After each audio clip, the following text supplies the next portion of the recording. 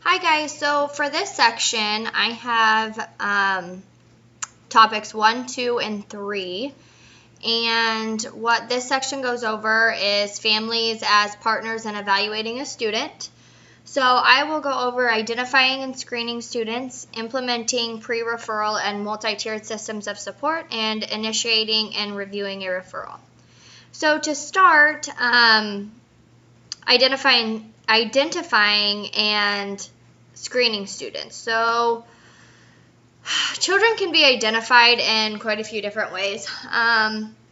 Teachers can notice something being wrong in the classroom and in their homework and things of that nature. Parents can notice things not kind of adding up.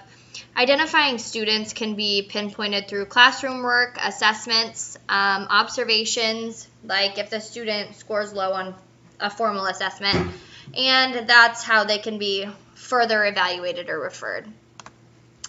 Screening, which the screening occurs before evaluation. So it's done by a teacher, a parent, or other professional who may work closely with the child and can determine needs for special services. An evaluation is the formal assessment to measure a student's ability in different areas. For most teachers, it allows us to see where a student may struggle and where we need to focus. Referral is a request to have students who may be struggling in an area of study for special education. Referral is usually done by parents, teachers, or other adults who work closely with the students, and referral should be turned into the director of special services or the principal. There are quite a few pros and cons, which you wouldn't think so, but of initiating a special education referral for children. Some of the pros are it's a way for students to have their needs met. It's free to all students and parents who qualify. It can also implement methods in regular classes. Cons are it's a lot of paperwork. It's not an easy process and it's not a short process. These types of things can take months. So it's a long process. Some students don't truly have a disability and use it in a negative manner. Parents don't understand the process a lot of times, so that can be a con and that can be kind of frustrating. Some students don't actively participate in the evaluation process. And by that, it means some students aren't necessarily trying their hardest when they're given the evaluation, and that makes it kind of messy when trying to figure out if they belong in a special education program or not.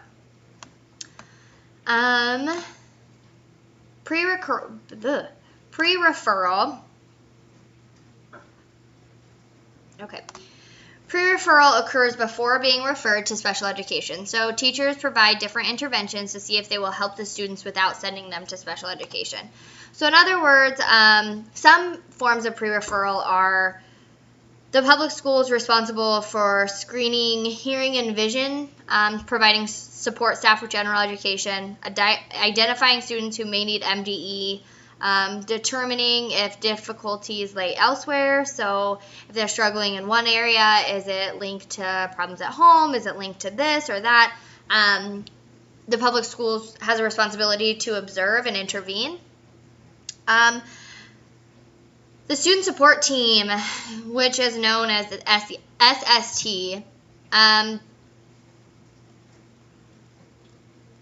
they communicate they do many things. They communicate between the family and the school. They provide systematic procedures. They monitor behaviors, gather information within the general ed classroom. Then another term that we'll talk about is RTI, which is response to intervention.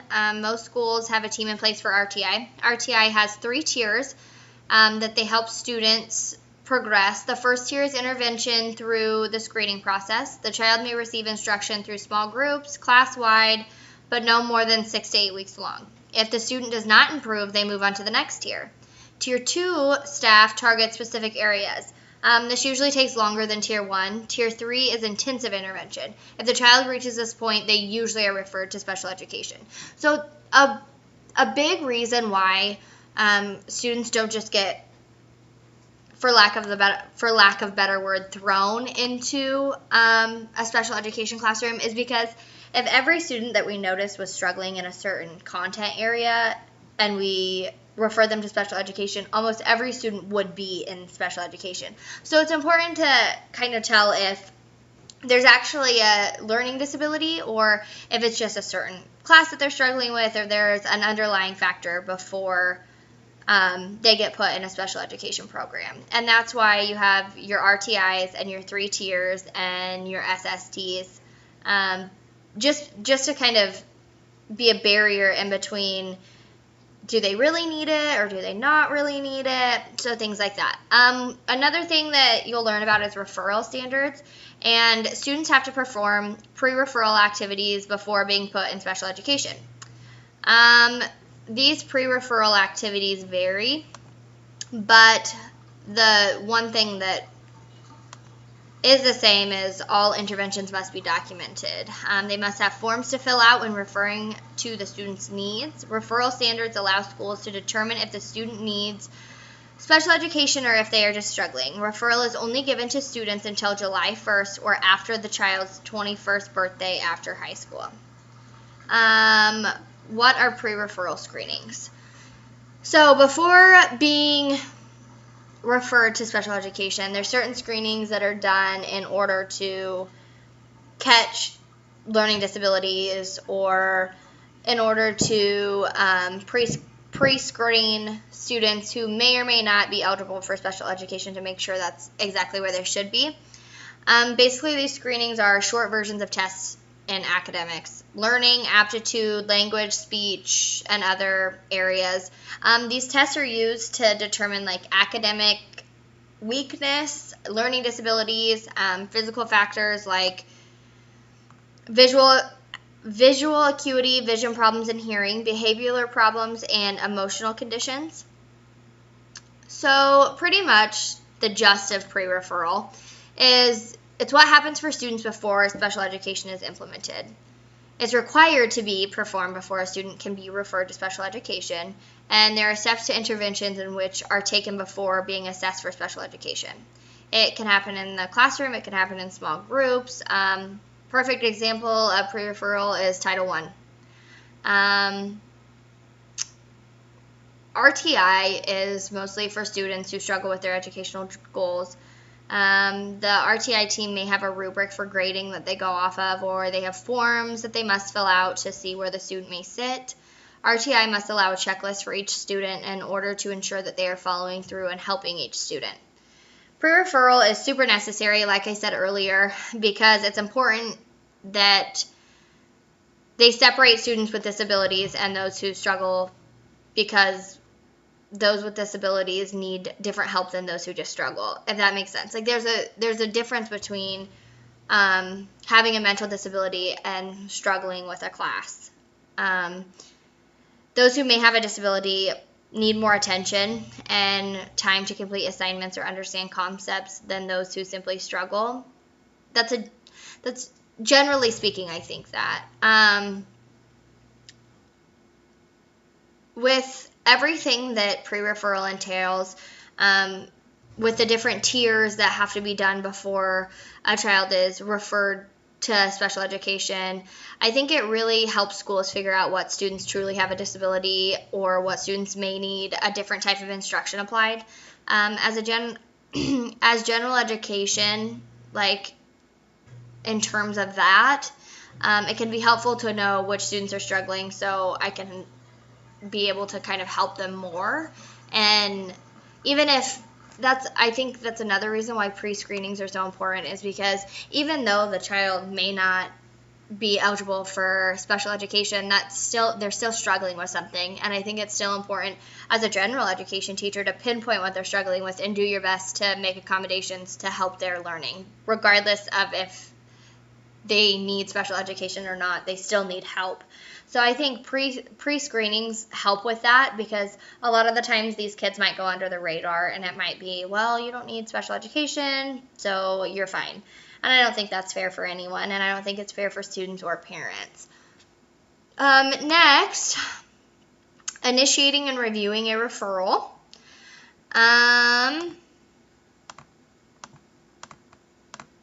So initiating a referral is pretty much when a parent or a teacher or anyone close to the child is concerned about the student's education, and they submit a referral, which consists of a formal request made to the appropriate administrator of the student school to evaluate a student to determine whether he or she has a disability. The purpose of a referral is to get help for a student who may have a disability. So in other words, if you're a teacher and you notice a child is struggling really bad and you're trying to do interventions and it just doesn't seem to be working, and you feel like you've tried everything and you honestly think that the student could benefit from being in a special education classroom, you submit a formal referral to your administration. Parents are also able to submit referrals if they're concerned about their kids. I think it's really important to take your students' parents' opinions and concerns into consideration. They're the most valuable tool you have to know your students and have a good feel for them because they are there with them every day. Referrals typically take place after a professional intervention. In schools using RTI, the referral will determine the student's eligibility for special education services after the student has failed to make adequate progress with interventions provided at lower tiers. So this goes back to your pre-referral. Most of the students who are referred to special education have already not succeeded in Tier 1 or Tier 2, and that it's deemed necessary for them. It is not, so the referral will determine the student's eligibility for special education services after the student has failed to make adequate progress with interventions provided at lower tiers.